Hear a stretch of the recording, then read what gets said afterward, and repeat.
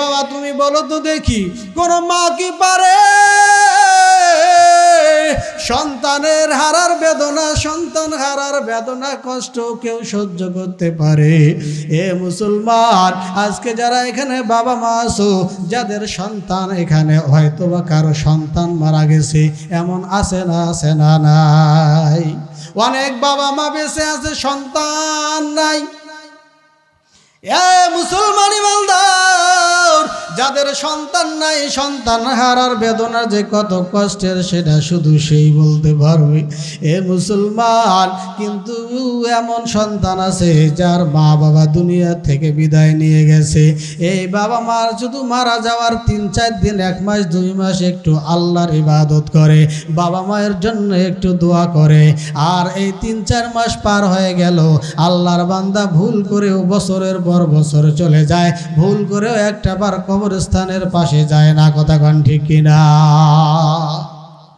অনেক মা বাবা এরকম আছে, সন্তানের কষ্ট ভুলতে পারে না, সন্তানকে এত ভালোবাসে, সন্তানকে এত ভালোবাসে। আল্লাহর বান্দা পয়গম্বর মুসা ডাক দিয়া বলে, মা বুঝেছি তোমার কষ্ট বড় কষ্ট, কোনো মা পারে না সন্তানকে হারার কষ্ট ভুলে যেতে। বুঝলাম তুমি তোমার সন্তান হারিয়ে গেছে বিধায় তুমি আজকে এই কান্নাকাটি করতেছ। তবে একটা প্রশ্ন হলো, মা তোমার সন্তানের বয়স বললা তুমি 500 বছর, এই 500 বছর অতিবাহিত হয়ে গেল, তুমি তোমার সন্তানটারে কিছুই করতে পারো না, এই কথাটা কেন বললা? আমার তো বিশ্বাস হচ্ছে না।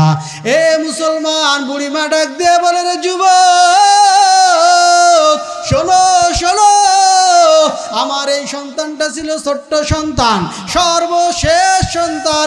ছোট ছেলের একটু মহব্বত বাবা বেশি হয়, বেশি হয়, ঠিক কিনা? পরিবারের মধ্যে সবচেয়ে বড় ছেলে যেই হয় সেটার সম্মান আলাদা, আর সবচেয়ে ছোট ছেলে যেটা হয় সেটার মর্যাদা আলাদা। কথা কন ঠিক কিনা? সম্মানিত হয় এই 2 সন্তান।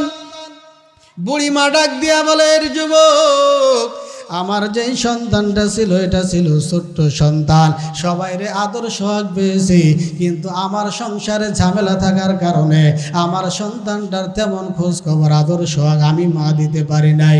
এমন সময় আল্লাহ রব্বুল আলামিন আমার সন্তানটারে কেড়ে নিল। আপনারা অনেকে আশ্চর্য হয়েছেন, 500 বছর কি কেউ বেঁচে থাকে?